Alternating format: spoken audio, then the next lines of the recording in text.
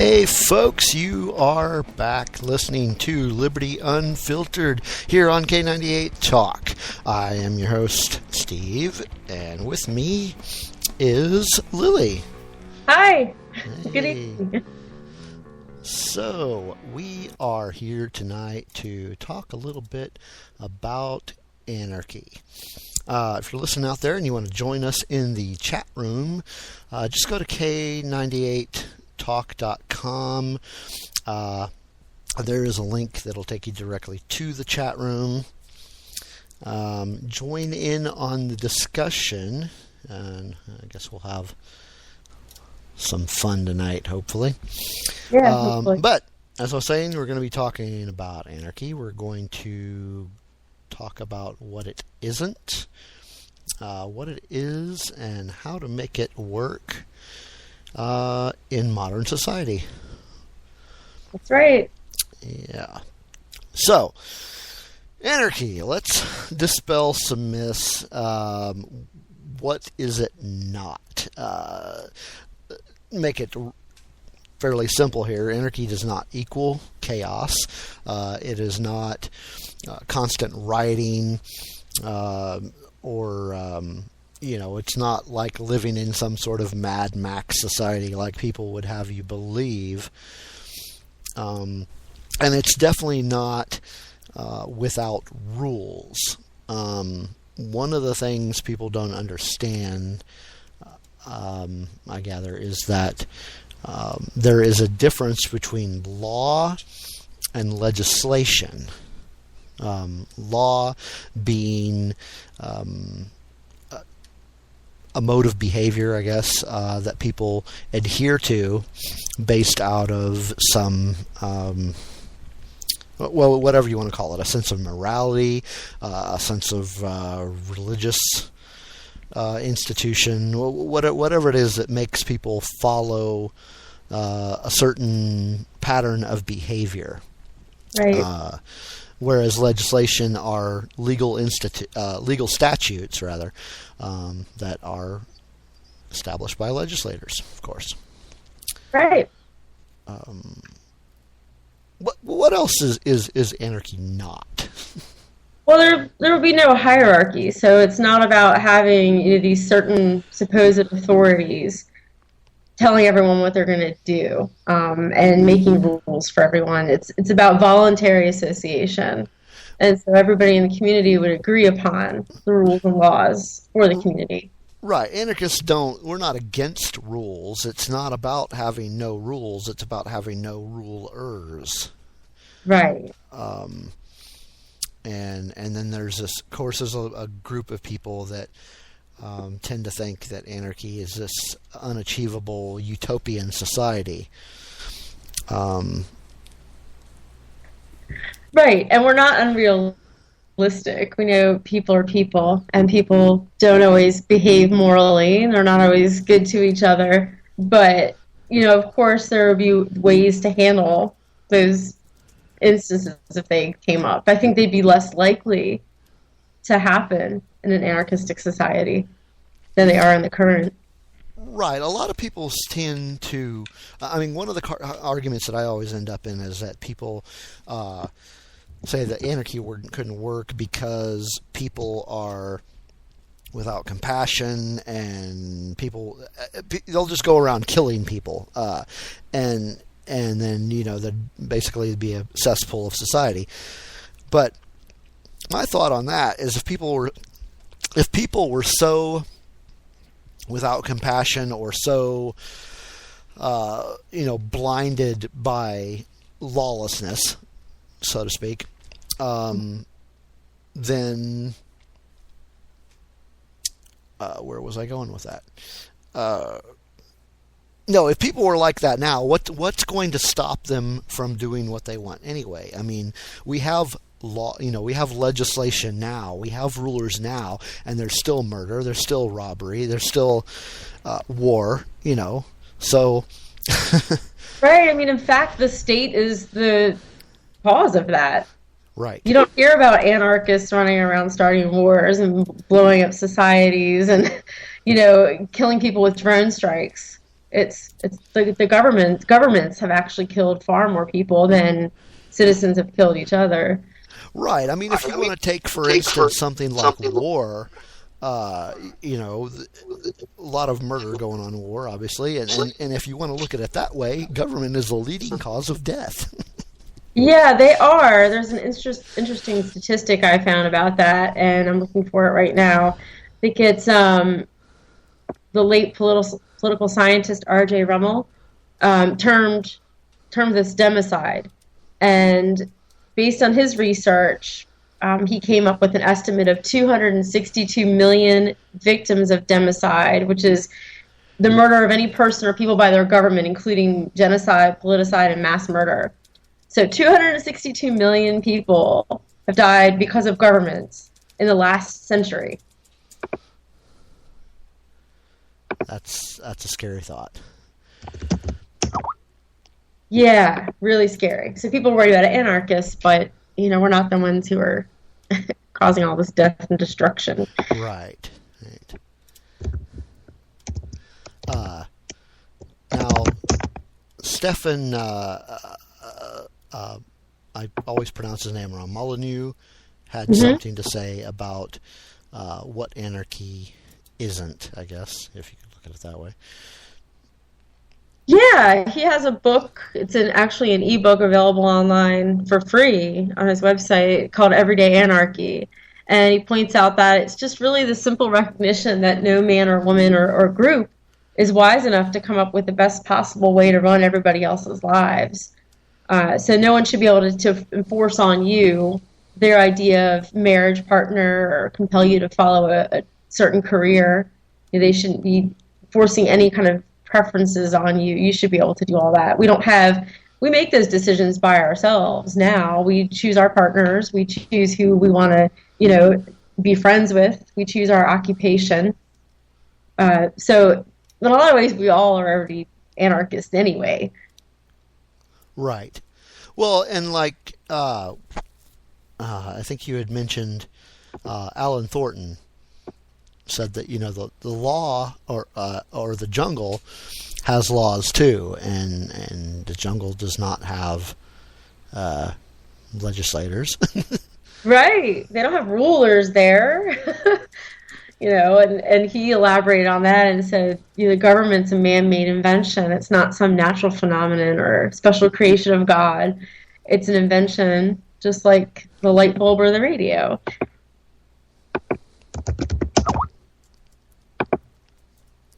Right.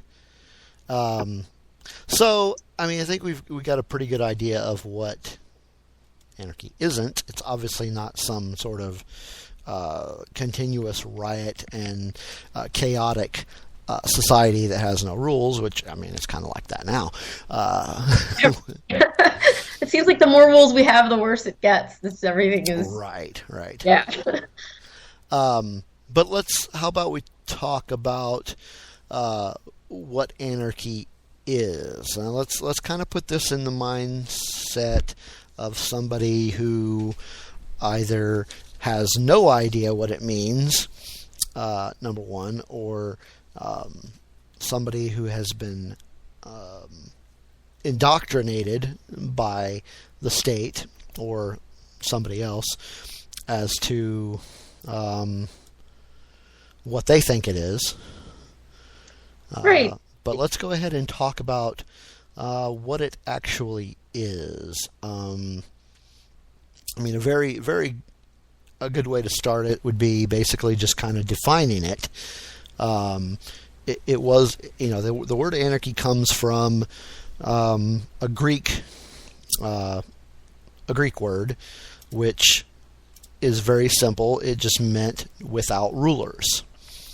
Now, I find it kind of amusing, to put it the only way I can think of, that the same people that gave the world democracy also gave us the word anarchy. I never thought about it that way. That's a good point. But what is anarchy to you? What do you say it is? I actually prefer now to say voluntary society, because to me anarchy is just a state of society without, government, without rulers. Like we mentioned earlier, there would still be rules, and a community would still have their own laws. They just wouldn't have these people in positions of authority, implementing them. Well, it's interesting that you bring up that idea that you don't really call it anarchy anymore.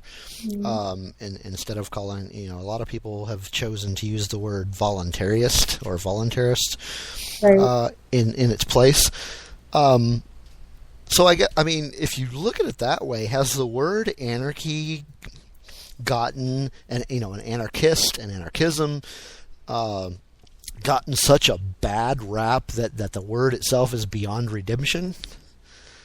It has, and here's the thing. If you look at dictionary definitions, they're contradictory because in one entry, if you look at, dictionary websites, let's say, like dictionary.com, you'll see one that says anarchy is a state of society without government or law. Then below that, there'll be one that says, a state of lawless chaos. And so that doesn't help. It doesn't help at all. And I've had that discussion with a lot of people when I say I'm an anarchist. It's, oh my gosh, you want chaos and a lawless society and you just want everyone killing each other. No.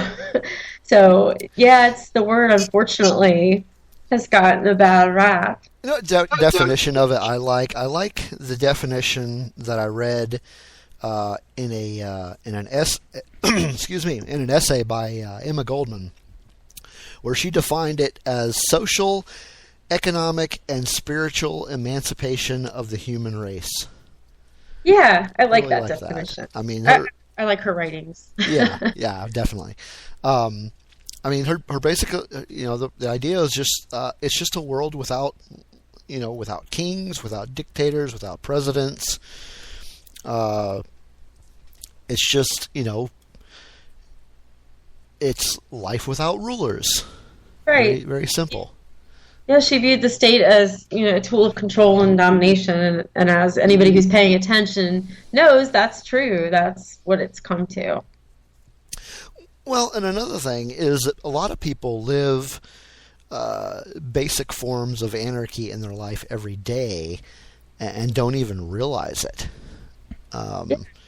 They spend several of the things we do every day have no government interference in them at all. So basically, you're if you do these things, you are in fact an anarchist. Take for instance, you drive to the store and you go and you buy a frozen pizza at the grocery store. Whatever you go and buy at the grocery store, the government didn't tell you what store to go to. The government didn't tell you what to buy there. They didn't tell you what you had to pay for that item. That was... for one, that was your decision alone to go in the first place, to decide what to buy, and then it was the market that told you how much to pay for that item. There was no government involved in it. Now, you might want to go a little bit further and say, well, you had to pay sales tax on it. But in reality, there was no government involvement aside from the sales tax that compelled you to do this. And there's hundreds of things you do every day that have no or little government involvement. Right. And regarding sales tax, there's plenty of times people engage in trade, and don't pay taxes on it. I mean, for example, when someone meets somebody on Craigslist and you sell a guitar or whatever, there's not going to be any taxation there. It's just two people deciding, hey, I have a guitar to sell, and oh, hey, I want your guitar. Okay, let's negotiate a price, and the exchange happens, and there's no one regulating that. The internet, all over the internet, is full of voluntary anarchistic interactions. Right now, we are doing a podcast about anarchy, and the government has no say in who's listening or what we can say. Well, if the NSA is listening, hello. Hello. That you mention it, but... But really, like you mentioned, Craigslist, eBay, Amazon, As we've said on this show numerous times, the internet is making government and the state obsolete. Right, because even if they want to control all of that, there's no way they're going to be able to. They are slowly losing control, and they know it. They're quite aware of it. Yeah, they know. It's scaring them. They're going to lose control, and they are fighting it at every angle that they can. Well, they're usually so behind on technology that I think the internet is going to always be way ahead of them. Obamacare.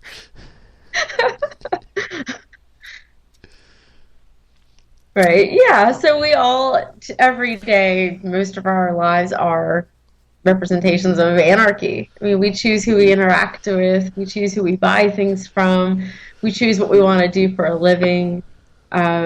We don't have some authority guiding our lives in all those ways. They don't tell us where to live, how to spend our money, how to save our money. We do all that on our own. Right. And in a lot of cases, we don't even use...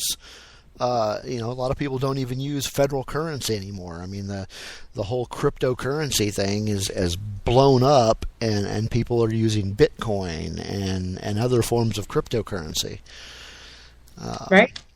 This whole idea of the Federal Reserve note is becoming an antiquated idea.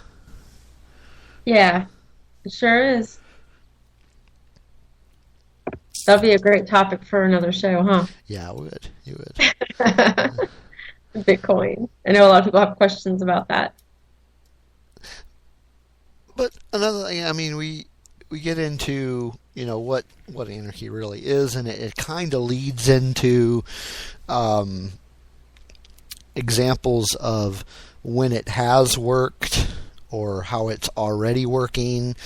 Just some everyday examples of statelessness in actions that you never or organizations that you never really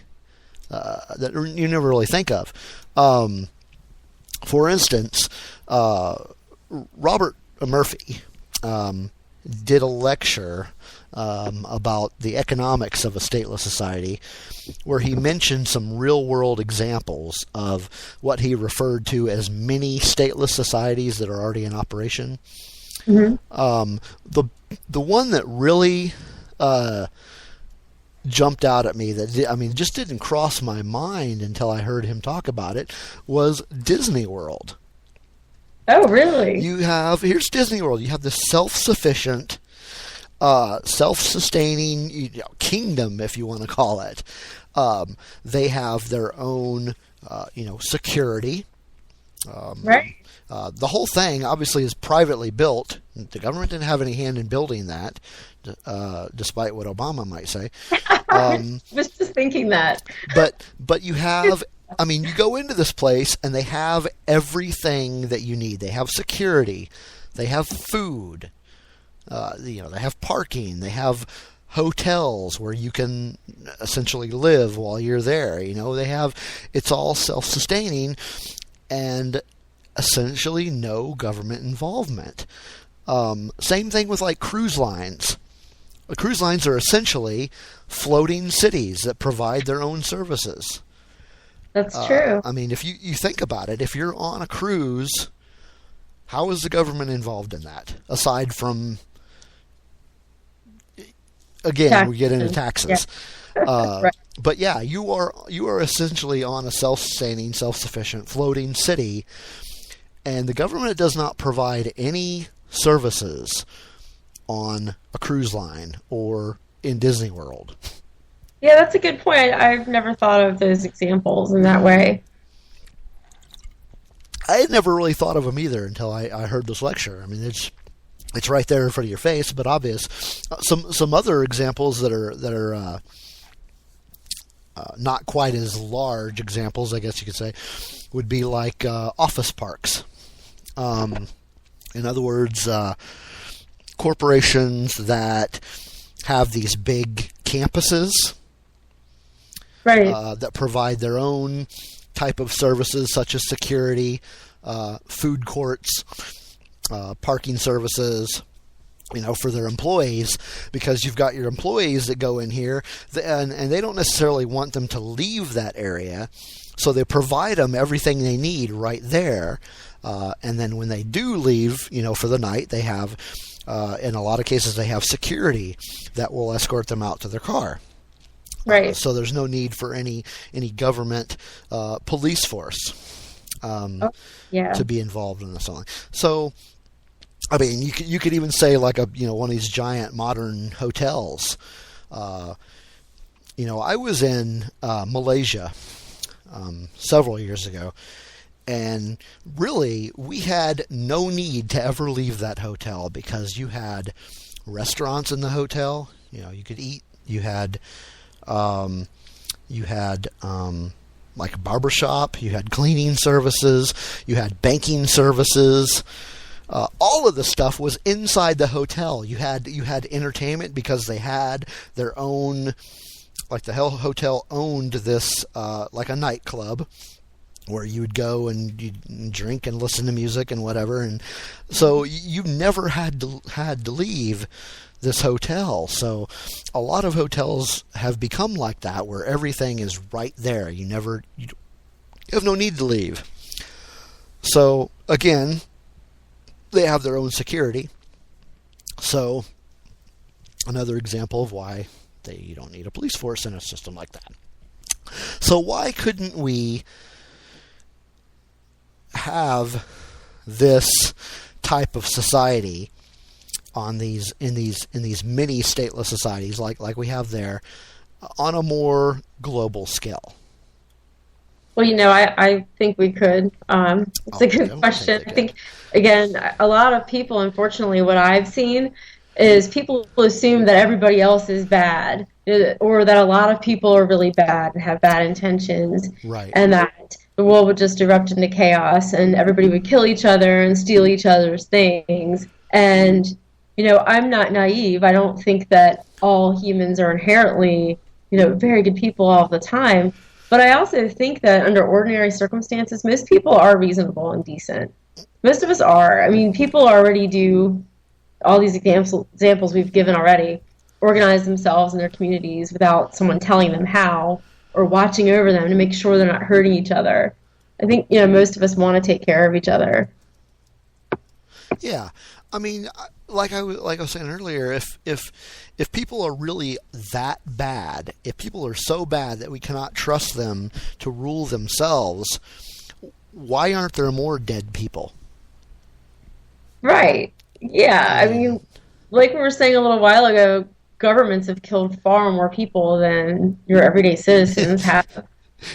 Christy in the chat room just made a very good point. People are so bad, so we need a government made of people. Right. There's that. That's always funny to me too. People will say, "Oh, we need people in charge." Really? Because you just told me.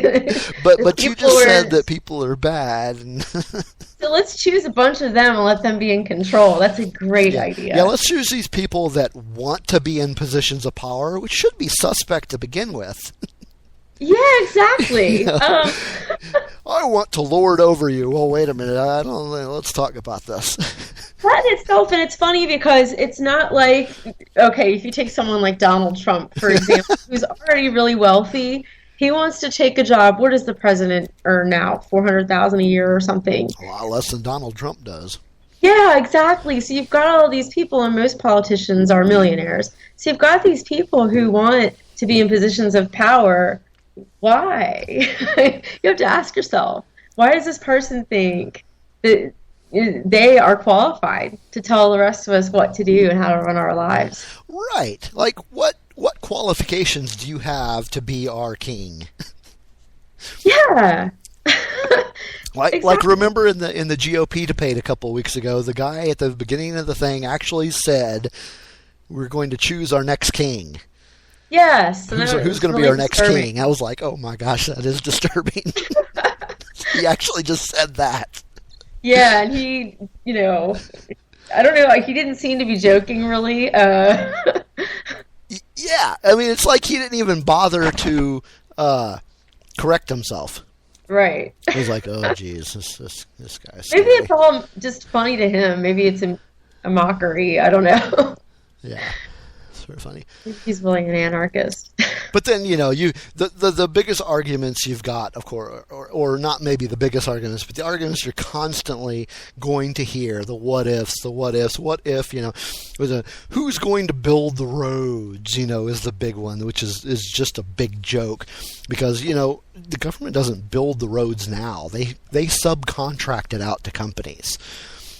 I mean, we had roads before we had government or taxation. Yeah, they did, and they were all privately funded and privately built. Yeah, and they still could be. We could have toll roads instead. There are businesses that, hey, we want people to be able to get from A to B to come buy our products or use our service. So obviously, we're going to need to implement roads. Right. So, yeah, and you know what the thing about tolls is, it's voluntary. You're not being forced to pay a tax for something that you might not ever use. You're voluntarily using that route, and you're going to take that road knowing you're going to pay this $2 toll or $10 or whatever it would be. But Lily, here's the problem. You don't understand. If it was all left to the free market, then the poor people wouldn't have roads. Which is because the free market wouldn't go out, and they're not just going to do it for free. Well, we're already being forced to pay for all of that anyway, and it's also absurd for people to say that the poor wouldn't be taken care of because we're already generous. Who made them poor in the first place? What's that? Who made them poor in the first place? Right. The market didn't make them poor. Right. When people, not to get on another subject here, but when people talk about the minimum wage, I say, well, how about we get rid of the income tax and stop taxing people to death and taking away so much of their income? Let them keep it. Yeah, but we could go off on a big tangent. Yeah, we could get off on a tangent. There. And then, the other thing, who's going to provide people with utility services? Now, that is also a ridiculous argument because utility companies are not the state. They are corporations. They are regulated by the state, which is ridiculous. You have these, like here in Oklahoma, I don't know if you have them out there in Maryland, but they have this corporation commission, which essentially oversees the corporations, or in our state's case, oversees mostly utilities. So you have this government entity that is regulating and probably getting paid off by these utility companies. But the fact is, utility companies are the free market. So, yeah, they're going to provide services with or without a government. Now, right. And you know what? Net neutrality is a good example of that because when, that's been kind of an ongoing thing, but a few months ago it was a big deal because Obama supposedly came up with this big plan for net neutrality and let's keep the internet safe and free for everyone and open. Well, he was exploiting a term, again, sort of like the word anarchy. The media and politicians take a word that's a positive thing and spin it into something that it's not to suit their agenda. And net neutrality is an example of a utility. Internet is provided as a utility, but when the government starts getting involved, they create monopolies by all the regulations that they put in place. They actually make things more expensive for us. Right, that's what I was going to say. Once the government is not involved anymore, that's going to open it up to competition. So you don't have to go to just one utility company to get your electricity. Right. It's going to make things cheaper in the long run. I mean. Yeah, it is. It's funny. Net neutrality, again, was something that I debated with a lot of people because I really dug in and researched that for a while. I really wanted to get a good understanding of it. And people kept saying, no, the internet has a right, and people have a right to free internet, and it should be open. And I'm like, what you're not understanding is, like, if you look at Ma Bell and the history of the phone companies, when the government came in and started regulating, that's when we had less choice, prices went up, more regulation, and it stifles innovation too. Right. Absolutely. I mean, there's got to be better ways to provide services such as roads and utilities and water services and sewer services. There are better ways, but these companies can't innovate because they're inundated with all these regulations. Yeah, it gets to be very prohibitive, especially for smaller companies. Oh, the other one is firefighting. Who's gonna fight fires for us?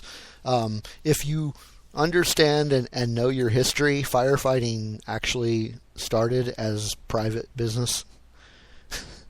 I don't know when it became a government thing, but yeah.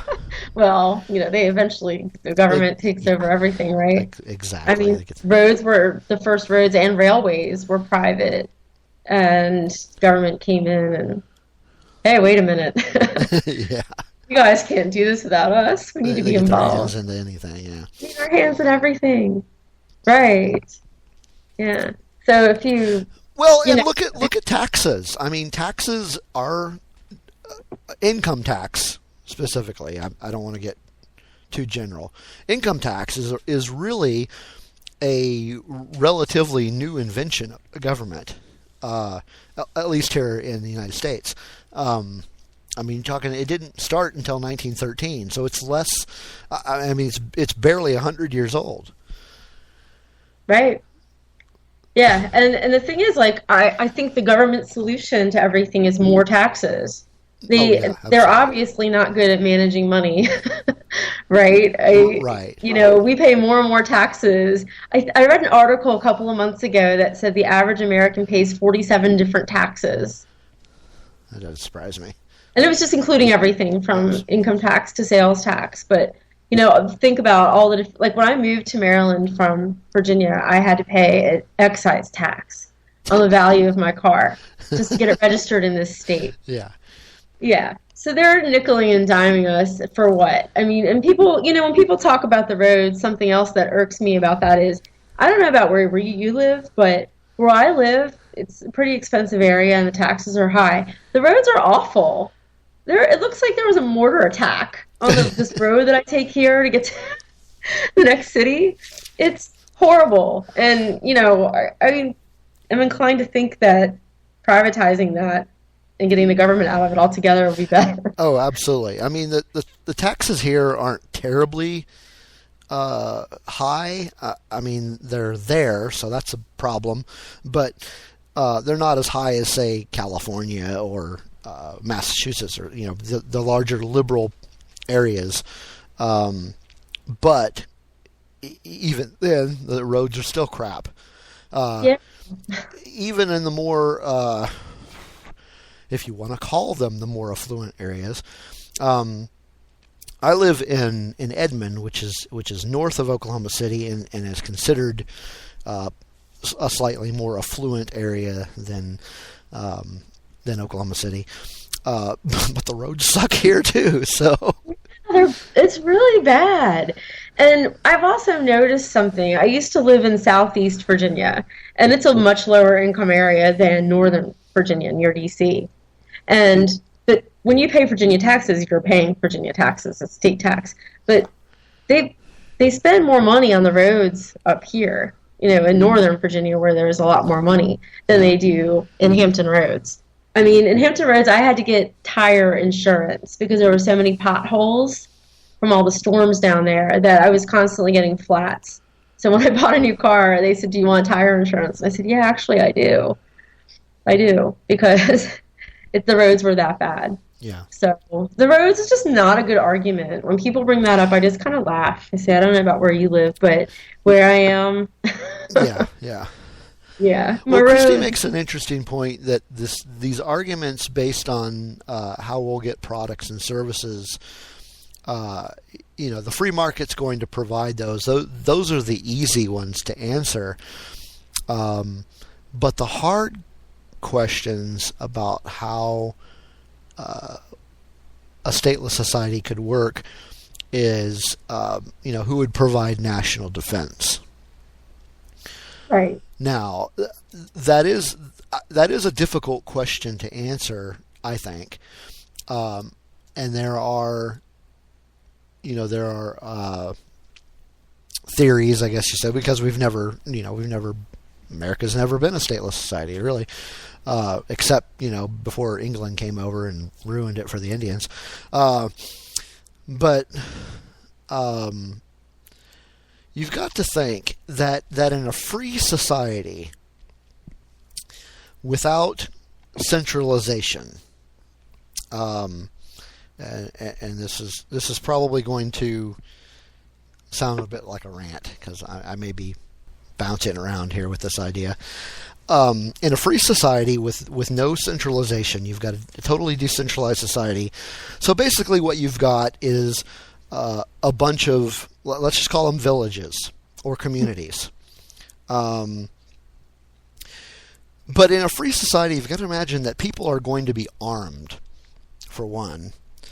So everybody's going to be armed. Everybody's going to know how to defend themselves. If by some strange reason some foreign invader decided to come over and try to take over, they're not taking over one country. They have to go to each and every community or village, whatever you want to call it, and take over every one of them. And they have to fight an entire community of well-armed people. Am I making any sense here? You are, actually. Yes. Totally. So you've got these well-armed villages that are fighting off these foreign invaders, which I don't think would be there, and I'll get to that in a minute too. But these foreign people that are trying to take over a country which really doesn't exist because it's not really a country. But they have to go and they have to fight and take over every one of these well-armed villages. It's going to wear them down. They're going to get to a point where it's like, oh, Jesus, forget it. Right. What are they really taking over? They're taking over these little tiny villages of people that want to be free. They want to be free so bad, they're not going to allow you to take over. But that being said, if we're talking foreign invaders, I don't really think there is going to be a whole lot of foreign invasion in a stateless society. For one, if you have no government, you have no government to piss off other people. Yeah, that's exactly where my mind went when you first started talking about this. Yeah, if you've got a free society that is concerned about themselves and their own, their own society, doing their part for society, they're not out invading some other land. They're not out dropping bombs on these other countries. So these people are not going to be, they're not going to have a reason to want to invade people. Yeah, it's not like we're going to be drone striking, innocent people in another country. The government does that, not us. Right. I mean, it's the government that's causing. I mean, if you really want to get down to it, the only times we've ever been invaded, of course, there's only two that I can think of. Really, is Pearl Harbor, and well, depending on your theory on it, the whole 9/11 thing. Those are all, I think, results of blowback. These people didn't invade us because they were invaded because they were angry at us for some reason. Right. That's what I think too.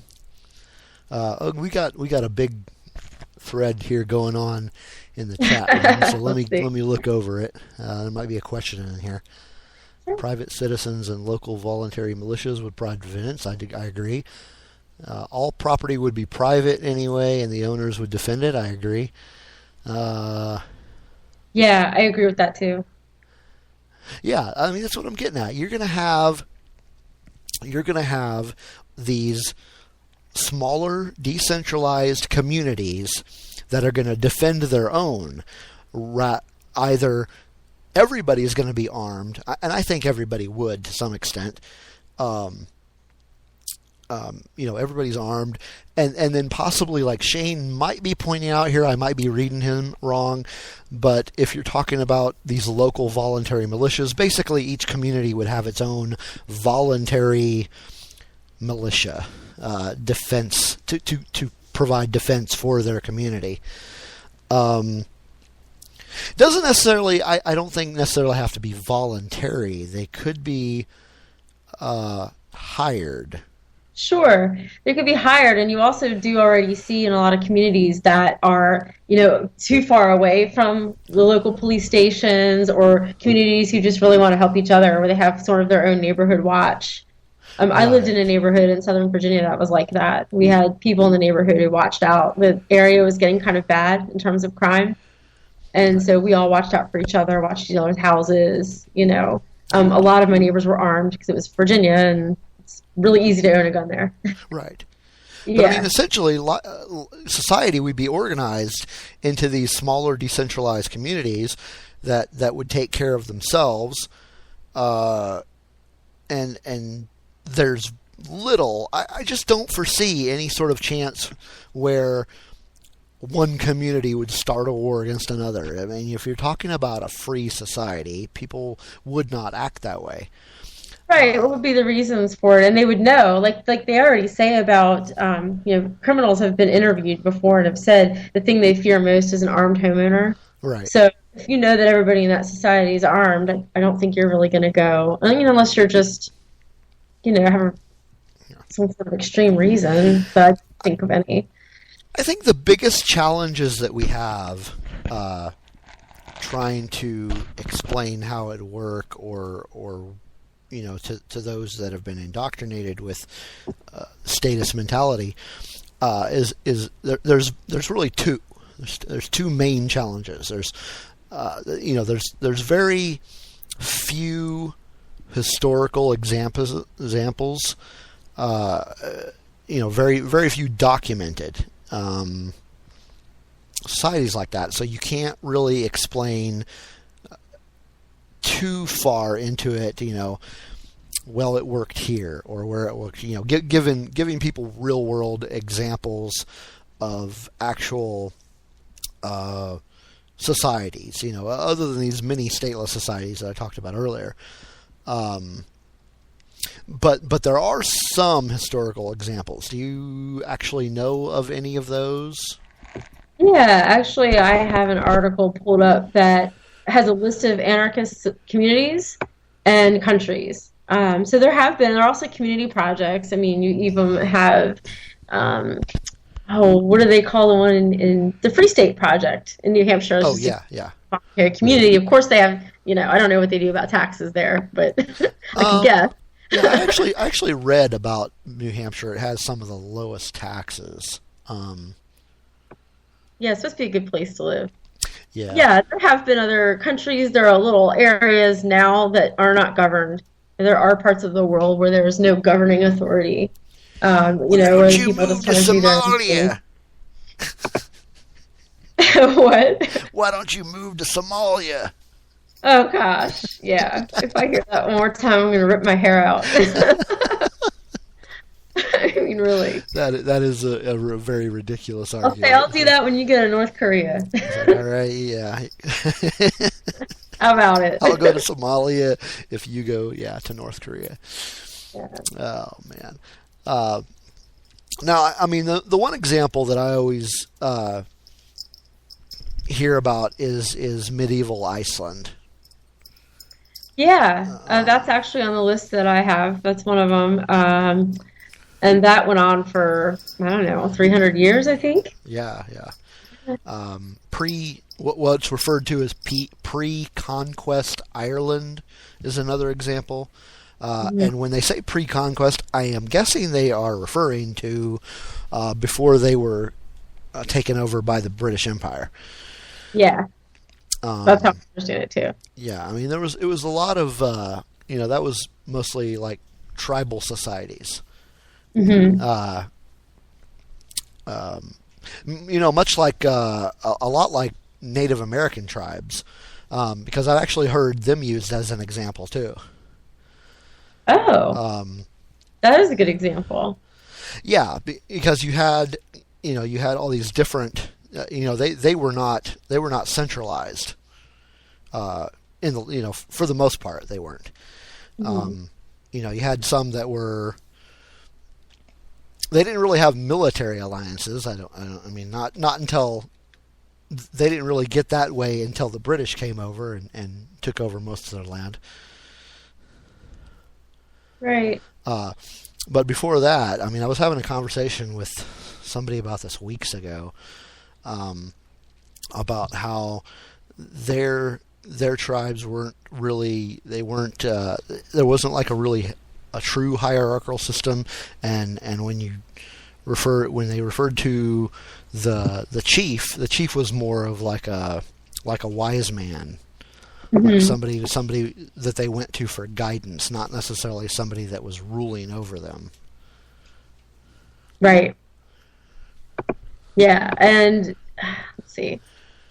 Yeah, I'm just looking through this list now. There's actually a lot of communities still that are this way. There's a Danish neighborhood that doesn't have any government control.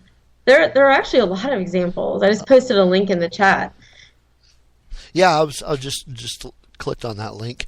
And before I go to that, there's other examples more modern.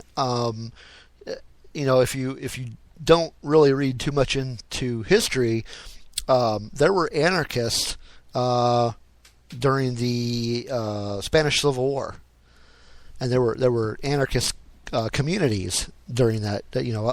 Leading up to that. Right. We'll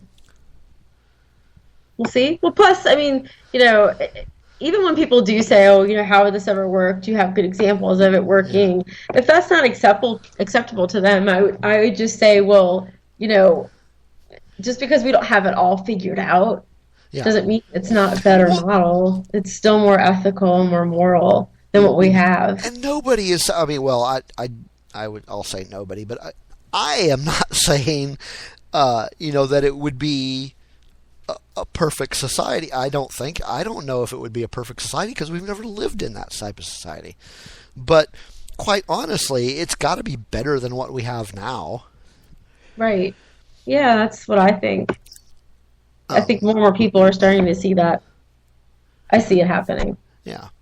I mean, the other challenges, I said that there was two main challenges, the one being lack of historical examples, but the second one is more broad and in your face. It's the constant yes, but.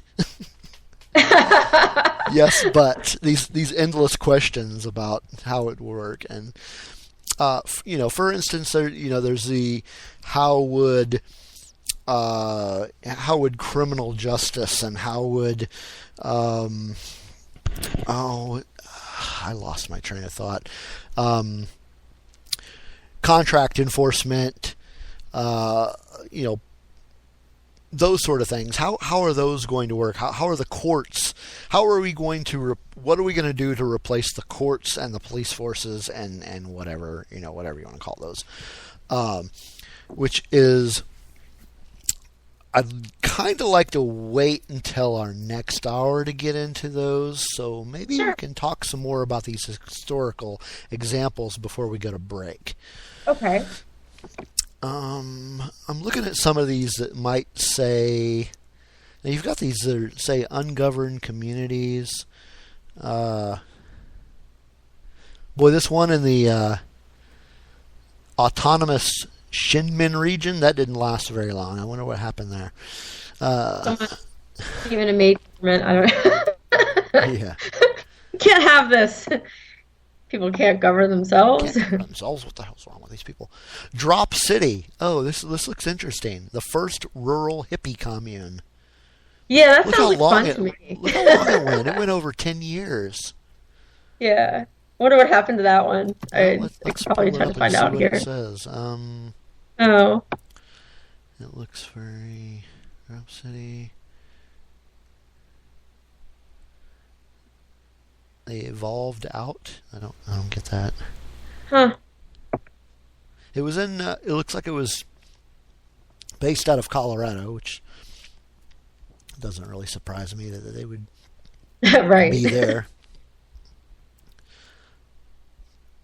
But, I got to imagine there's probably a lot more examples that we know nothing about, and that's the way they want it. Right, yeah, and I was going to mention that too. And I did read about that earlier, that, how there's no way to know. Because yeah, really, if somebody hears about that, the government's going to find out about it and tear it down. Just stay under the radar and off the grid. And, Yeah. I mean, gosh, there's already a lot of people who live off the grid too. There just are, yeah. families. Mm-hmm. But yeah, I got to imagine that there is a lack of historical examples in modern society because they are undocumented for a reason. Yeah, I would definitely. I often joke about, buying an island somewhere and starting my own, voluntary society, and how we can't tell anybody where we're going. Just the like-minded people, because we don't want somebody coming in, government coming and taking over.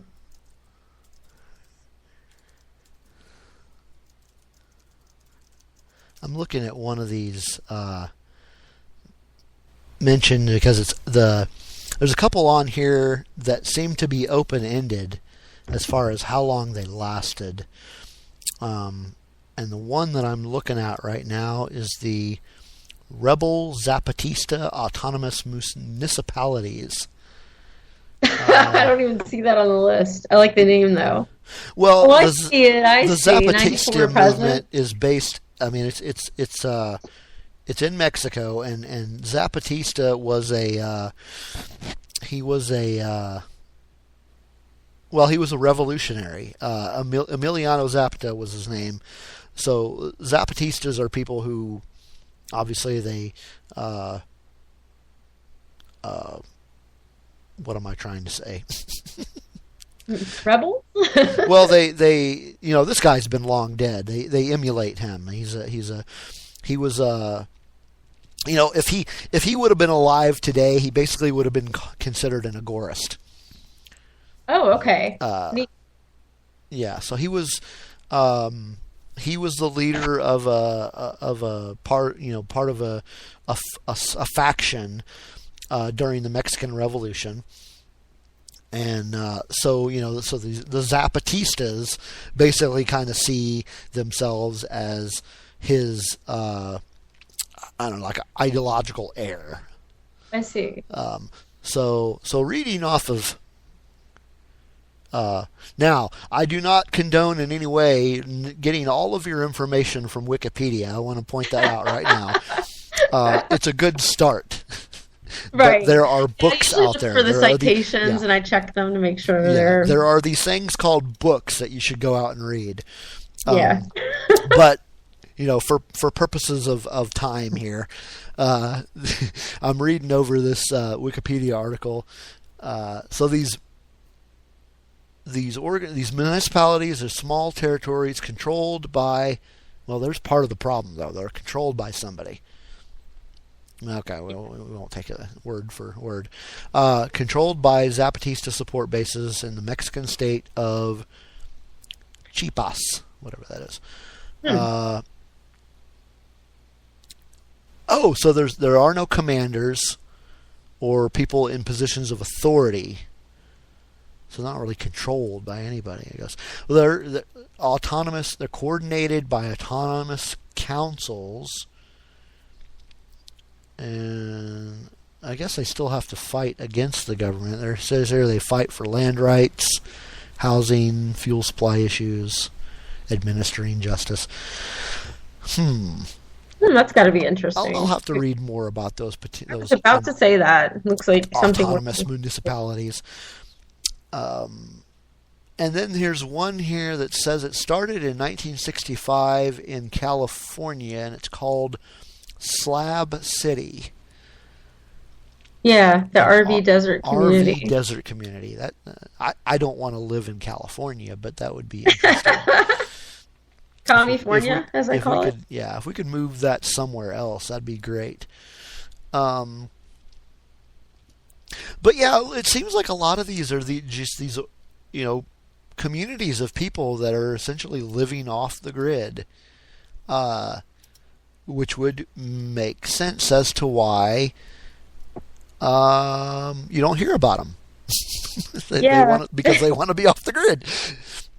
Huh. Interesting. Yeah, I've written articles in the past about people who have tried to live off grid and the government finds out and comes and tries to force them to hook up to the city water supply and electrical supply and things like that. So I would imagine a lot of these people want to keep it on the down low, pretty quiet.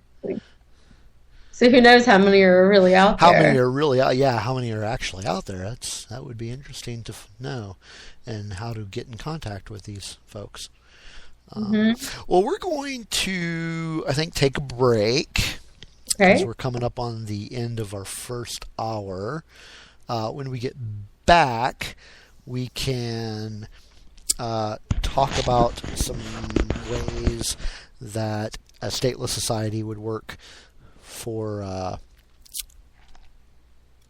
contract negotiations, or not necessarily contract negotiation, but contract enforcement, criminal sanctions, that sort of thing. And then we'll probably talk more about what we've already talked about. And if anybody in the chat room has any questions, we'll go ahead and handle those too. Before, however, we go to break, I thought it might be interesting to kind of give a little shout out to some other anarcho media outlets, because there are definitely more podcasts out there, or there's other things going on. One of the first ones that I had ever heard of about being an anarchist radio show I think it's based out of Ohio, because you can get it online. You can listen to it online, but it airs live Thursdays at 8 p.m.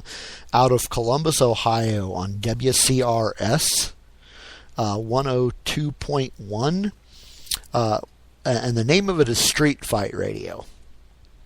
So that's an interesting one.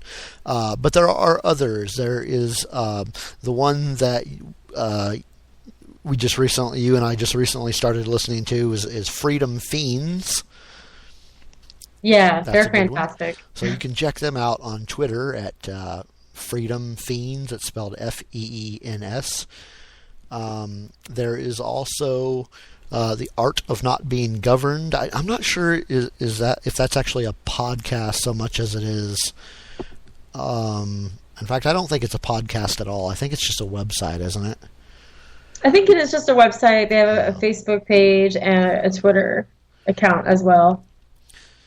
Right. And then, but a couple of the podcasts you have, there's Seeds of Liberty.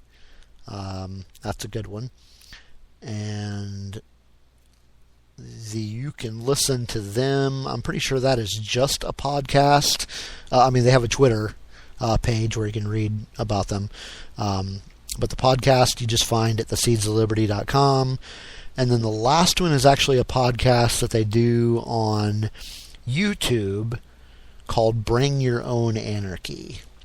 Ooh, I don't think I've heard of that one. So that one's good. You can just check that out on YouTube. If you want to check them out on Twitter, it's BYO Anarchy. Am I missing any that you can think of, Lily? Not that I can think of now. Okay. All right, well, let's go ahead and go to break, and then we'll come back and talk about some more anarchy. Sounds great. Cool.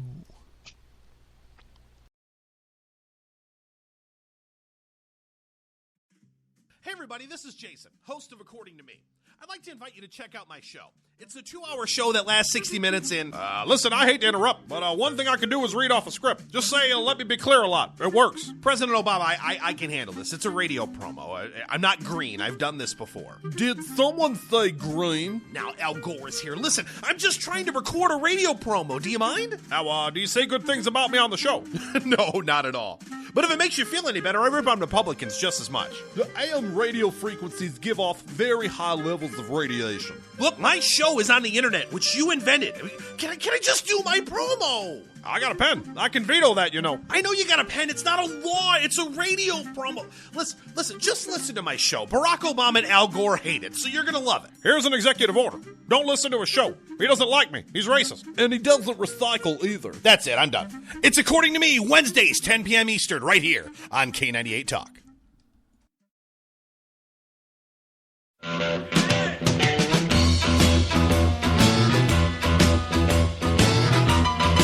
Red Nation Rising brings you Town Hall Radio. From a single tweet to 3 million a month, our community is a force to be reckoned with on social media. So don't miss our show, Thursdays, 8 p.m. Eastern on K98 Talk. Our chat room is our co-host, and you ask the question. Join us and be heard. So get ready to sound off on Red Nation Rising Radio. No one else is going to do it for you. There's a wild, wild whisper blowing in the wind, calling out my name like a long lost friend. Good day to you. As a distinguished gentleman, I need a serious source of news. One that doesn't waste my time when I'm enjoying my tea and crumpets. White powdered! White powdered! One that catches the most important stories of the day. The poop plane. Was it jet poop? Real serious nonsense. Mondays, 9 p.m. Eastern Time, now on K98 Talk. I'm gonna just move in another direction towards the classy. We'll be classy and not say dildo. They're completely different from shows that aren't.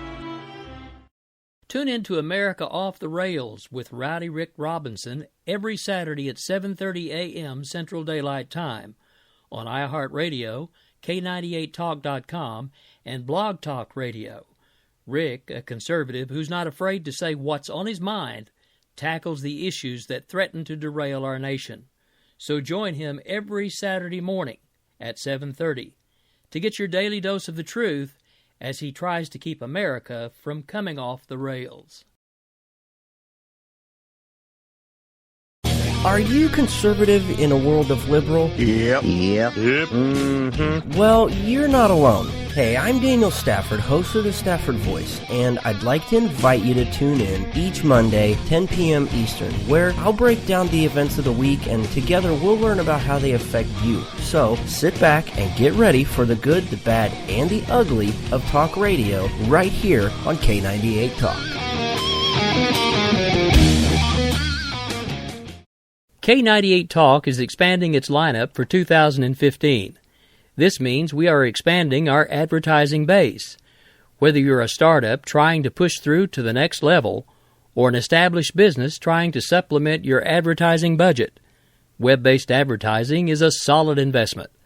Thanks to Talk's newest partnership with TuneIn Radio and instant access to our sister station, K98 FM, we give you worldwide access at a reasonable cost.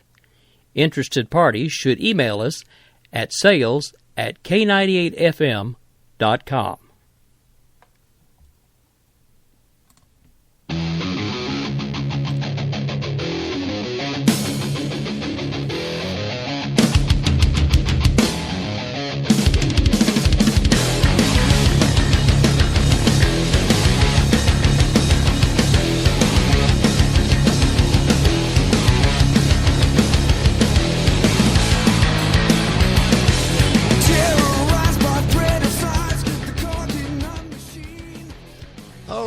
We are back. You are listening to Liberty Unfiltered here on K98 Talk. And I'm your host, Steve, and I'm here with Lily. Hello. All right, so we've been talking about anarchy. We've been talking about what it means and what it doesn't mean and trying to get a handle on how it could actually work. So, we mentioned criminal prosecution, contract, enforcement, and the like. When we get into this sort of discussion as to what that would look like in a stateless society, the biggest the biggest thing that always comes up in that conversation on how it would work is mentioning what are called DROs. Do you know what I'm referring to, Lily? I think so. Okay. Tell me. DRO is a dispute resolution organization, and what it is, it's a private free market company, a lot like you call it like a quasi insurance company. Oh, right. And what they are is they enforce contracts and resolve disputes on behalf of their clients. This could be used also for, I think, if I'm understanding it right, criminal sanctions as well. But basically, these are firms that you voluntarily hire, if you want to use that term. You contract them; they're contracted to provide and coordinate with other firms to provide services such as contract mediation, reimbursement for damages, personal protection, credit reporting, if you want to look at it that way. They basically help with contract enforcement, and if necessary, there are some people that seem to think that they would also get involved in collective defense. So let's use a real quick example. Say you have a contract, and a contract could really be anything. I'm going to be real basic. I'm not going to go into what type of contracts we're talking about, but really anything that you do in an economic society is a contract. I mean, if you're going and buying a gallon of gas, you are signing a contract saying that I will pay you this much for your 1 gallon of gas, and in modern times you have your money, your credit card, whatever. So essentially, it's a real basic example of what a contract is. I'm not going to go into what contracts are, but say you go into a contract with another individual, and then at some point in time you refuse to adhere to that contract. Well, the other person needs to be reimbursed for whatever they are not getting out of the deal. They were getting in the deal and they're not getting because you refuse to adhere to it. The DRO is going to reimburse that person, and then they are going to go to you, a lot like a collection agency, I would guess, to collect the money that they provided for this restitution. Now, if you refuse to pay the DRO is going to cancel or nullify their contract with you and will not do business with you. And then what these DROs do is they kind of talk to each other. And almost like a credit reporting. It's almost like a credit reporting. That's the easiest way I could think of to understand what they were getting at. Right. And if you fail to pay these people and this DRO refuses to do business with you, it is unlikely that another DRO is either going to charge you more, like significantly more, to do business with them, or will not do business with you at all. And the end result of that really is that you, as an individual who doesn't adhere to their contracts, you are not going to be able essentially to functionally participate in society. Essentially you are exiled from, say, economic society. Right. So it's sort of an incentive-based thing, it sounds like. I mean, in a way, because if you don't cooperate and abide by your agreements, then no one's going to want to do anything with you. Right. So that's what I I'm saying. have heard about this. Yeah, you're basically exiled from participating in society. I mean, they don't obviously they don't forcibly make you move from wherever you're living, but you're not going to be able to. You're not going to be able to do anything. You're not going to be able to buy anything. You're not going to be able to, like I said, you're not going to be able to function in economic society. Now, how would that tie into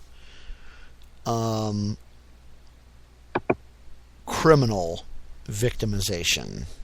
Though, I mean, they say that the things that I have read about these DROs have gotten into talking about how they would be able to use these DROs as replacement for prison systems and whatnot. I'm not sure I understand 100% how that would work, other than, if you are contracted with a DRO and your house is robbed.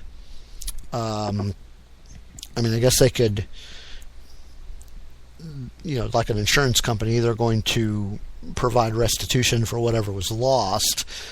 But how are they going to find out who did it and force them to pay restitution? I don't. Yeah, I've heard about that model too, about restitution. I think that maybe we could, go back to the idea that most people would be prepared to defend their property, and would be armed. Now, of course, if you're not home and someone comes in, or if you're out somewhere and someone attacks you, then I'm not completely clear on how that would work either. Right. The state wouldn't be involved, and there would be a lot less crime because, for one, we wouldn't have all the silly laws that we have now. No. Right. Now, a lot of people, their argument is that without the state, there's nobody there to prevent a deterrent from crime. And these are the hardcore prison capital punishment type people, that think that capital punishment provides a deterrent for murder. Well, obviously it doesn't provide a deterrent because people are still getting murdered. Doesn't. So there goes their argument there. I think that if a person is inclined to do bad things, they're going to do it no matter what. I mean, everybody knows that if you kill someone in our current system, if you kill someone, the odds are you're going to get caught and you're going to either be locked away for life or you're going to be executed, depending on where you live. So from what I've read about crime, it's really not a deterrent. I mean, people, things happen in the heat of the moment. People think they're invincible and aren't going to get caught. The motive to do it is stronger than the motive not to, or reasons not to. Well, now Christy brings up an interesting point where she said she has heard of private investigators. So I assume that there's going to be a market for that, as it pertains to restitution for criminal activity. Yeah, definitely. Private investigators, because again, you don't need the state to provide your police services for you, but private. It seems like each community would. It almost seems like a DRO would almost be like like I mentioned earlier, it's almost like an insurance company that you voluntarily contract with. Or in another way to look at it, almost like a free market type of an additional utility company almost. Where you have several different options as to who to contract your police services from, I guess. I mean, but the police wouldn't necessarily be there to provide security, because that would be the job of either a private security firm or yourself. Like we were saying earlier, the communities would provide defense for themselves. Now, she also mentioned something about work camps here in the chat room, and I'm not sure what she's getting at. I'm thinking that maybe she's referring to an alternative to penitentiary system, maybe. Oh, right. Yeah, I think that's what she means. Because that would be a form of restitution, which she mentioned. Right. Mm. And then other form. It's not necessarily really. I mean, in a stateless society, when you talk about criminal activity, you're mostly talking about restitution anyway. But there are a lot of other. Yeah, that's what she's referring to. She says to pay the victims. So like a work camp would basically replace a prison system. Another, if you want to call it punishment, I don't know what you want to call it. Another punishment that is brought up in some circles, as far as people who discuss living in a stateless society. Criminals are often, there is no prison system. In these cases, they would be just exiled from the community, outright. They're just driven out of society. I've heard of that idea too, and it's sort of falls in line with how things are now. Like if you live in a certain state, like let's say that you want to be able to smoke marijuana and not risk being sent to jail for that. You move to a state where that is allowed. So even though it wouldn't be the government imposing those rules, if there was a community that had a rule against something and you were breaking that rule, you would have the option to move somewhere to another community where that would be allowed. I mean, not violent crime, obviously, but whatever other rule that particular community has. And Shane just made a statement in the chat room. I think is kind of what I was trying to get at. Is being ostracized from the free market can in itself be a death sentence. Yeah, so if you're a jerk and nobody wants to do business with you because you're ripping people off, then what are you going to do? Self-harm, like you're referencing this sort of like a credit reporting system. People will know your reputation and not want to be associated with you if you're doing things that are, not ethical. Well, and Christie's made another point. Some people say that these banished people would form thieving mobs and cause problems. That is a good point. However, in a free society, who are they causing problems for? Because if they try to cause problems for these free-thinking people that have formed their own community and are self-sustainable and are well-armed, they're going to be able to defend themselves, and these people will not be allowed in society. Yeah, and I mean, it definitely is a possibility, though. I mean, there's no way to predict, all of the possible problems that could come up. Well, right, and like we were saying, in no way is this DRO idea even a perfect idea. But again, it's a vast improvement over what we have. And just because there are, how do you want to put it? If you can find flaws in the system, cases where a DRO would not work, or whatever you want to say. That's no reason to justify the need for a state. Yeah, I mean, if you look at our country right now and how many people are in jail, locked in cages for victimless crimes. I mean, we have these mandatory minimums, where a person gets caught with marijuana and they have to serve 10 years in jail or whatever the example is. But we wouldn't have the highest prison population in the world, if we were to get rid of the state. So, and let's look at it this way. Let's compare the two societies. You've got a stateless society, an anarchist society, voluntary society made up of these DROs. If you have problems with these organizations, it's a free market system. You can leave them and go to another one. You have options. It's not like that with how we live now. I mean, what's our option if something goes wrong and you can complain about it? What else? How else are you going to change it? You're going to vote? Right. Vote harder.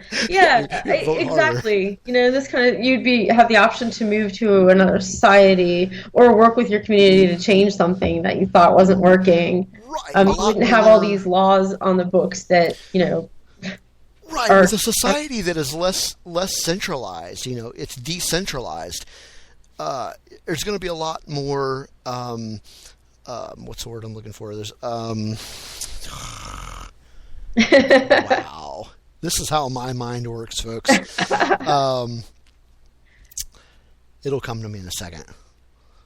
Well, Christy made a really good point. She just said with all the possible problems of anarchy, they pale in comparison to the atrocities committed by the government already. Absolutely, I agree. Yeah, and I tell people that too, you know, in different words, that look what we have now. I mean, it's really not hard for me to make the jump and see where it would be better without the state. Right. I mean, these people that argue for the state, it's like, really? Are you actually thinking? Why do you not want to be free? There's that. Yeah, Stockholm Syndrome, I don't know. There's that, and I mean, it's, you know, what I've also said about police is I feel like when we're talking about crime prevention, you know, we mentioned people being in jail for victimless crimes, you know, and I kind of feel like I mean, you can get pulled over for so many things now. I mean, if you have a crack in your windshield or your tags are expired, just all these things that they can threaten to lock you up for. You know, if we didn't have all of that and we didn't have people having to pay all these heavy fees and fines for everything, I think that when one of the major causes of crime is people being broke, people not having money or resources. And if you take away the state and all that taxation and all the regulation and people are free to make more choices, I think crime would drop anyway. I mean, absolutely. Yeah. Maybe that's my idea of utopia, but well, I just posted in the chat room, but the word actually came to me as you were talking. Oh, good. Okay. In a decentralized society, it would be more accountable. Yes, you know, definitely. If you have you are working, there is no hierarchy. You're working with, in a lot of cases, your family or close friends because you've all chosen to live in the society together, and you're more accountable to each other because if somebody screws up, they're going to be ostracized and shoved out of economic society, or they're going to work with they're going to work for, I don't want to say the common good because that sounds so communistic. I think people do what they have to do, and they do things that are in their best interest inherently. So yeah, great word there. I'm glad you I finally came up with it. But yeah, I mean, Christy is spot on that you know the things that the government does pales in comparison to the idea of living without rulers. Like we said earlier, I mean, 262 million people killed by governments in the last 100 years. Yeah. That just wouldn't happen. Why? There would be no reason for it. Yeah. Yeah. And if you look at crime now, you know, when we talk about police, I mean, really what they're doing is they're kind of stalking us and giving us tickets for random things. But I don't see that they really prevent a lot of crime. They usually arrive after. They're really not in the protection business. They're in the revenge business. Yeah, the police used to be, you'd see these signs on the cars, and they probably still do in a lot of areas, to serve and protect. But like, really, who are they serving? The idea of a servant is somebody who not necessarily subservient to somebody, but somebody that lives to serve other people, and rather most police, especially the ones you see in the media today, act as these overlords over the people that they are sworn to serve and protect, and in a lot of cases they end up killing them anyway. Yeah, it's gotten really scary. and then protect. They're there to serve and protect. What are they protecting? It's certainly not private property, because, for one example, you see all these videos of people, these cops raiding these people's private domiciles and accidentally, as I use in quotes here, shooting somebody or accidentally killing their dog. How is that protecting anything? Yeah, there's that. I mean, I've been a victim of a few property crimes. I've had a house get broken into. I've had a car stolen. Pretty much what happened was they arrive on the scene after, they take a report, and I never hear anything again. No one ever gets caught. So really, it's, me, I live in Maryland, and it's very difficult to own a gun here. When I lived in Virginia, I actually had one, a legally owned gun, and it was stolen when my house was broken into. They stole the whole safe. So I did have my gun locked up. But, here I don't even have that option. And I live in a little remote town.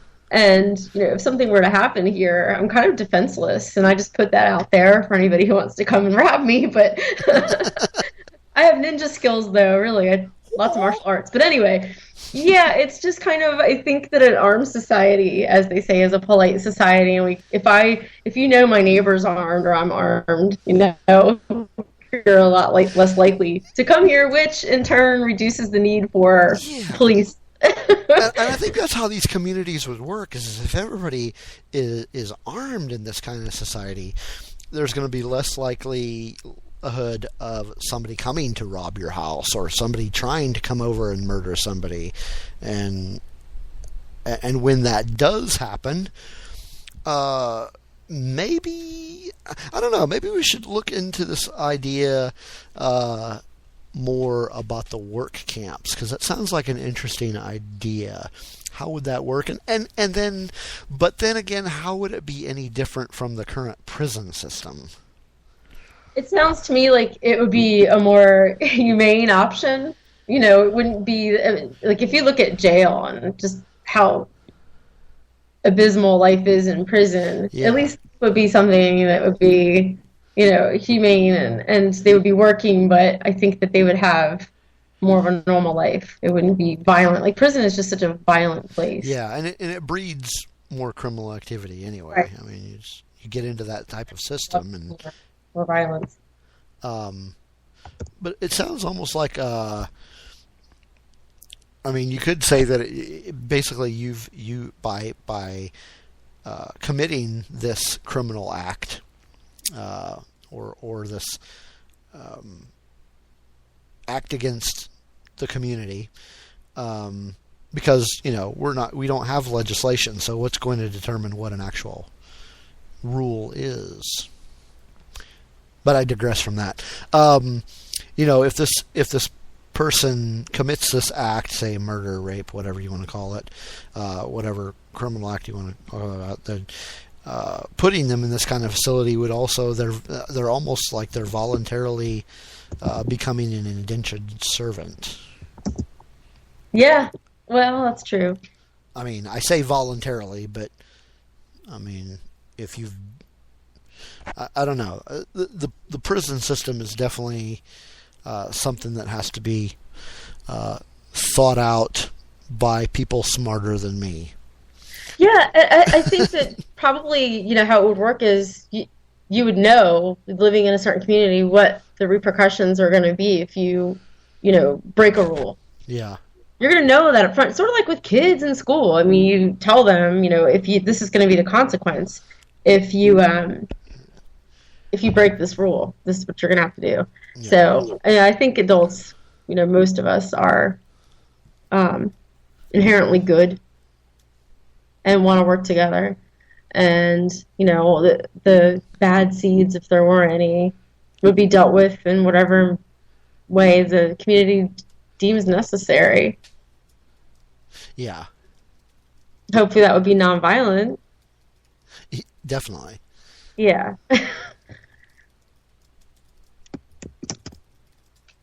Yeah, and some, another thing that I hear often from people who are think that anarchy or a voluntary society is crazy is, what about the poor? What's going to happen to them?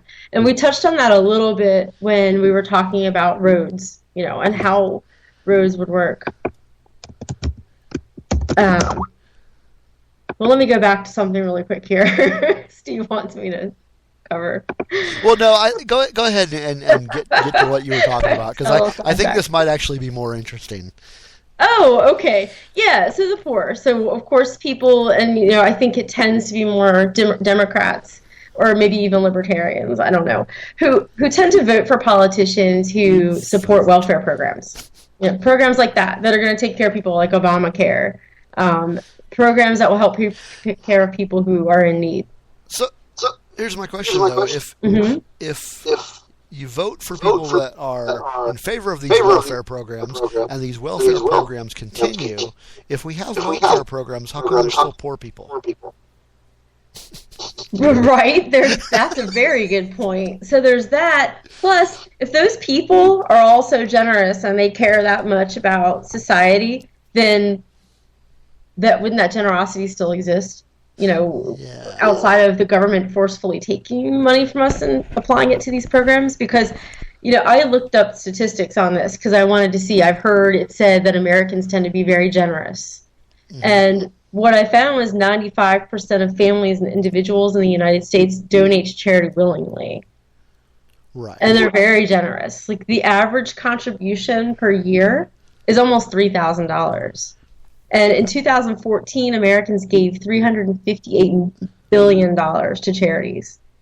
And that's way higher than corporate giving, but corporate giving is actually pretty high, too. Now, people will say, people in corporations donate to charity because they get a tax break. In some cases that might be true, but I've never donated for that reason. And I've done it because I want to.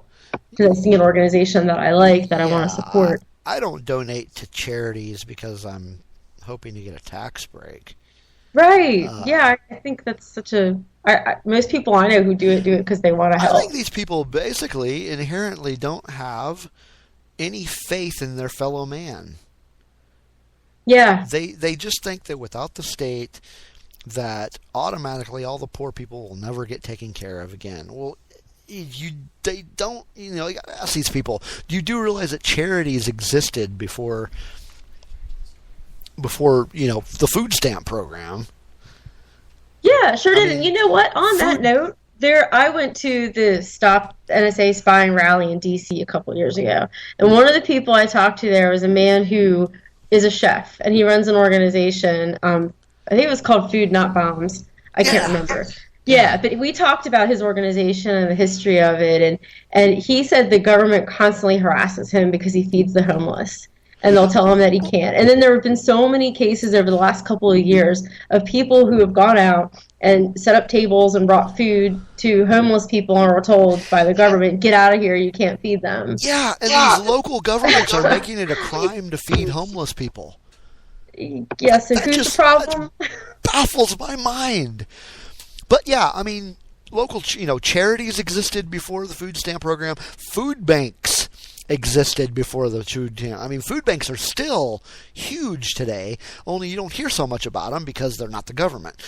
But, in Seattle, I worked at a food bank there, and they didn't get any government assistance. This was all, privately funded. So there are people out there willing to donate to charity, and I have to hypothesize that if the welfare programs and the food stamp programs and all those were to be blinked out of existence, however you want to say that, people would step up. Yeah, they would. Absolutely. I mean, like you were saying about food banks, they tend to have a lot of trouble, but, they're supported by communities. I know a company that I used to run with a partner, we did big events for various charities every year. And one of the things we did was raise, money and, asked for donations for the food banks. Well, and there are charitable organizations out there that have surpluses because people are not seeking them out. And the reason I think these people are not seeking them out is because, oh, well, the government will take care of me. Yeah, and I think that, like you said, getting rid of those programs, and people think that, we're horrible people for saying that, but it would be better for everyone. We're not horrible people for thinking that, because one, these people are going to get taken care of. Number two, there's going to be less of those people because it's the state that causes poverty in the first place. And third of all, by being chained to these government welfare programs, they are becoming slaves to the state. Right. It's like that expression, give a man a fish he eats for a day, teach him to fish he eats for a lifetime. Yeah. I mean, families are growing up dependent on that system without really being taught and out, or getting any kind of support outside of that. Here's food and here's money or food stamps, and there you go. Yeah, and I agree. I agree with a comment that Christy just made in the chat room. It is kind of, I touched on it just a second ago, that poverty would be very rare. Oh yeah. I mean, in my mind, like I just said, it's the state that creates poverty. I agree, and I've told people this before, because when I'm talking to people, people who are big Bernie Sanders fans, because free everything, right, and rainbows and unicorns and all that, and I say, yeah, don't get me off on a tangent on that, but I'll say, if the state is actually the problem, get rid of that and all the taxation and all the regulation, and wow, can you imagine the businesses people would start and the partnerships they would make if they didn't have all that in the way? If a free market were truly allowed to exist without government intervention, I mean, just imagine the economic windfall that would happen because of it. Yep. Thought that for a long time. As somebody who's owned small businesses and had government make it very hard for me to operate, so much red tape and so many fees and, licenses and all that. And that's a whole other thing, too. Get rid of all the licensing and let people make decisions for themselves. So much regulation just stifles free enterprise.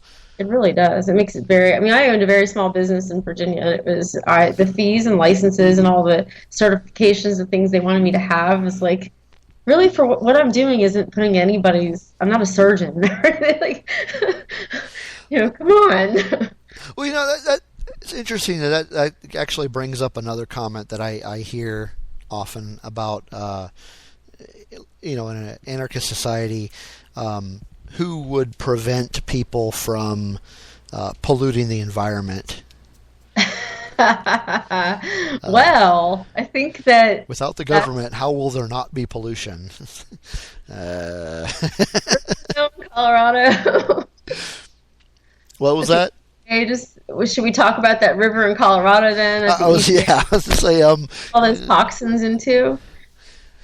But thanks, government. Yeah.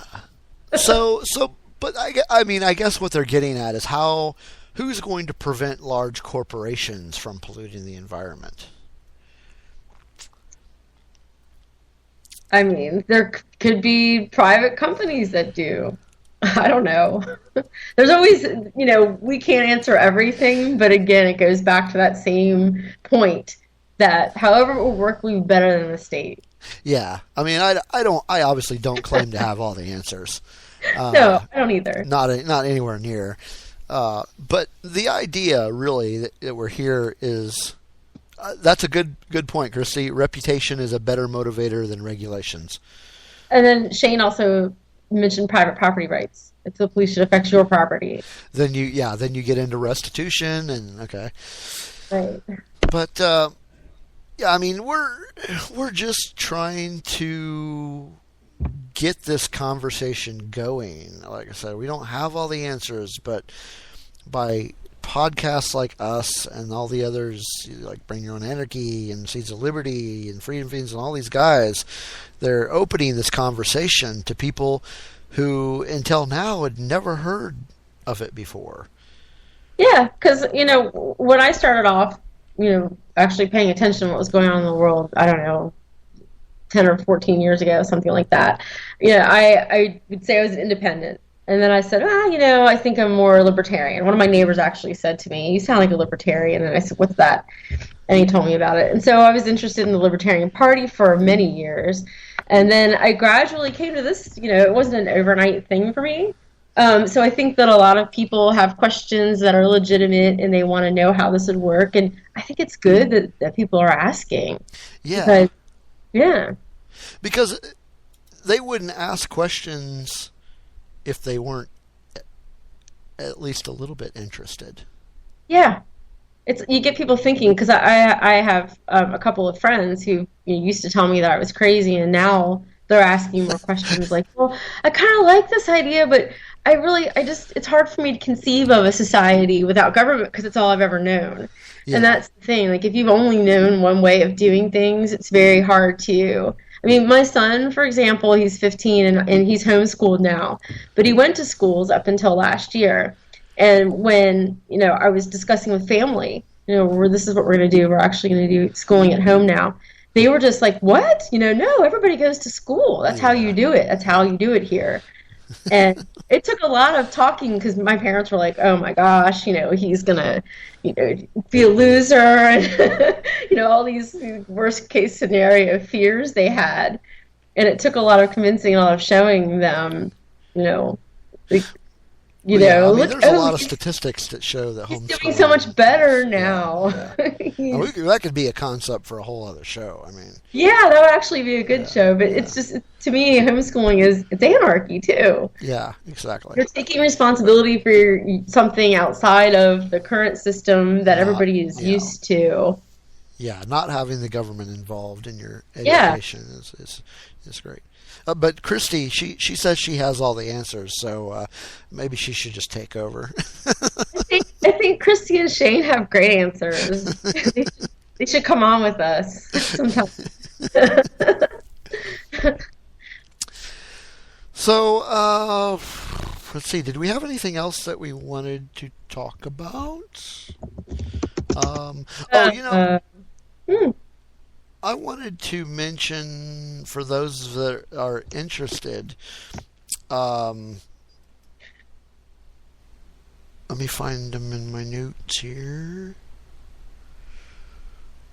I was going to talk a little bit, just kind of more educational. Well, all of this has been educational, but we did talk about some other podcasts that you can listen to. But are there any favorite books or websites that you'd like to mention? Well, I really like Lou Rockwell. Mm-hmm. And Butler Schaefer is one of my favorite writers. You can find a lot of his articles on Lou Rockwell's site. And I also like Free Domain Radio. Mm-hmm. I can post this link in the chat. Yeah. But I don't know how many people, like Shane and Christy, have probably seen this before. I like Jeffrey Tucker's stuff. His is really good. Oh, yeah. Yeah, Jeff Berwick, too. Yeah. And then, what's the guy we were just talking about? Stefan Molyneux? Right, yeah, that's Free Domain Radio. He has a fantastic, it's actually he calls it a book because it's pretty long, but you can get it in PDF format or you can just read it right on the website, and it's called Everyday Anarchy. Yeah. And it's fantastic. Yeah. Another book that is a really quick read, so if you have a major case of ADD like I do and don't read nearly as much as you should, this is a great book for the U-types. It's called Freedom, a real quick, easy title, and it's by Adam Kokesh. Ooh. And you can actually download it online for free. I mean, there are paperback editions and hard copy editions that you can buy, but you can download it for free, and that is I've had that thing. I think that isn't there a long podcast on there too, or a video? There is, and I'm trying to find it. I sent it to you last week, I think, didn't I? Yeah, you did. All right, I'm gonna Here it is. I found it. Hold on. Did you find it? Okay, you want to link it in the chat room there, or do you want me to do it? Adam versus the Man? No. It's not that one. It's not that one. That one? Okay. I've got it here. Let me just free audiobook, and then I'm getting it in the chat room now. Oh, I just found it too. Yeah. Go ahead and put it in there. So if you're listening and not in the chat room, it's thefreedomline.com. But yeah, there's a short little video. I want to say it's that's not very short at all. He put a new one on there. Oh, he actually put long the one book on there. No, But he actually put the YouTube book channel. in a YouTube video. Yeah. Okay. He used to have like a little introduction on there, but I guess he's changed it. But yeah, you can download it as a PDF or as a single MP3 or plain text, whatever. You can get it on Kindle. But it's an amazing book. I love it. I want to try to have Adam on again sometime, but that would be great. But yeah, Christy mentioned it. I was going to get to it. Tucker actually has a book on what books to read. And then there's of course Tucker's site, Liberty Me. Liberty, yeah. I am actually a member of that, although I don't really get on it as much as I used to. And it's that website is liberty.me. Right. And then, and I almost jokingly say this, but I am actually serious. There's a lot that you can learn very quickly, or at least get a discussion started on Twitter. There are a lot more anarchists, voluntarists, ANCAP, whatever you want to call them, on Twitter than I ever thought there was. I mean, there are so many. Oh, I know. It's amazing. And then, also on Facebook, one of my favorite pages is called Living in Modern Times. Yeah. Yeah, it's a very good one, too. They have a couple of really, really good writers also who have blogs that they'll link to. Another website / organization, Center for Stateless Society. And that's just the letter C, the number 4, ss.org. And that's kind of like an anarchist think tank, if you will. But there are also groups.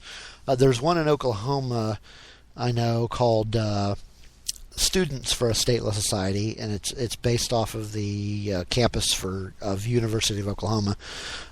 They actually came out and spoke to a group that I go to. But yeah, I'm sure there's local groups. You should be able to find them. Even just online communities. There's one here in Oklahoma. It's just Oklahoma Anarchists. I think you go to. I'll go ahead and link that one in the chat room if you are in Oklahoma and you want to check that out. I don't know if we have any anarchist groups around here in the District of Criminals, but there might be some. I'll have to look. Now, another person you can read that Shane mentioned was Samuel Edward Konkin III. I have to admit I've never even heard of the man, but actually, wait a minute. I'm looking through his list of books, and I think I may actually own one of his books and didn't even realize it was him. New Libertarian Manifesto. Oh yeah, Christy mentioned that too. Okay. So apparently I own a book that I don't know the author of. Great. Which wouldn't really surprise me, because if you've seen my bookshelf, how would I remember all of that? Well, see, that's to your credit. That's a good thing. Well, another thing that it would concern me is maybe if I did read all of it, it did not leave much of an impression. Or you just have so much in your brain about this that you don't remember where it came from. I don't know. My brain is so ADD riddled that I can't remember my name from one day to the next.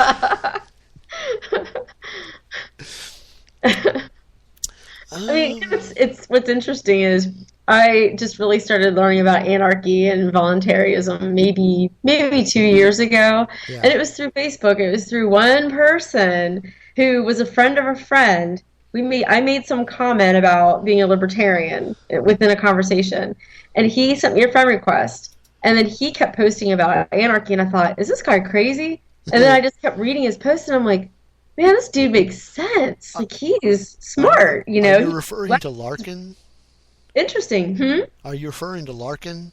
No, this guy's name is actually Dan. He's a guy from, it's kind of funny, he's from the area where I used to live, but we never met in person. We have a mutual friend who lives in California. So, you know how the internet is, it makes the world so much smaller. But he was posting about it, and I thought, oh my God, you know, he actually makes a lot of sense. So that's how it started for me, and then I started sharing his posts, and so it's growing. It's really neat to see how many people are on Facebook. So, you know, for anybody who wants to find resources, gosh, like you said, all over the internet. Yeah, just search Facebook or Twitter for Anarchy or It's still virtually government free, so yeah, it's great. Yeah. Can you think of any other off the top of your head that we could throw a link in here? I guess we could. I don't know. I follow so many yeah pages. Well, then there's Rand Eastwood, who was on our show a couple of weeks ago. He has a really good blog, too. He's got a couple of different pages. One of them's called The Sovereigntarian. Right. Yeah. Let me see if I can find a link for that one. But he's got another one called Liberty and Leviathan, I think might be what it's called. That's it. Yep. I'm gonna see he's if on Twitter too, as Rand Eastwood. Yeah, finally. I had to talk him into that. Yeah. Well, you know, when you're that talented of a writer, you need to share it with everybody. So. Yeah, absolutely. Yeah. Well, we're actually coming about time to close up shop for the night. Fun. I want to thank Shane and Christy for joining us in the chat room and making this thing more interesting. Thanks for everybody that was listening tonight. Dr. Paul, that was another thing you can read. If you want to keep... Woods. I mean, Tom Woods, I think, identifies as libertarian, but I've seen him talk a lot about anarchy, and he defends it, so... Yeah. Sorry, I had to throw that in there. That's all right. But no, if you want to check us out on our various social media sites, on Facebook, it's just facebook.com /Liberty Unfiltered. We have a website, which is more a blog, really. It's libertyunfiltered.com. We are on Twitter at Liberty, the number 4, the letter U radio. And you want to give out our personal Twitter pages? I mean, I don't care. It's if people come to my personal page. My personal Twitter page is at Otter272, so it's OTTER 272. I only have one Twitter, and it's Lily Dane 1. Yeah, the number 1, not spelled right. The number 1, right? So yeah. But yeah, I mean, you can. I don't know what we're going to talk about next week, but we will be here again, 8 p.m. Central, 9 p.m. Eastern. Coming back here on K98 Talk. But I'm sure whatever we have to talk about, we'll try to make it interesting. But yeah, thanks for coming out. Thanks for joining us interactively in the chat room there, Shane and Christy, and hopefully we can get you guys to keep coming back every week and tell your friends about us. And I guess that's it. You got anything to say, Lily? No, just thanks and have a great night. Cool. Well, that is it for us. We will see you all again next week. Bye.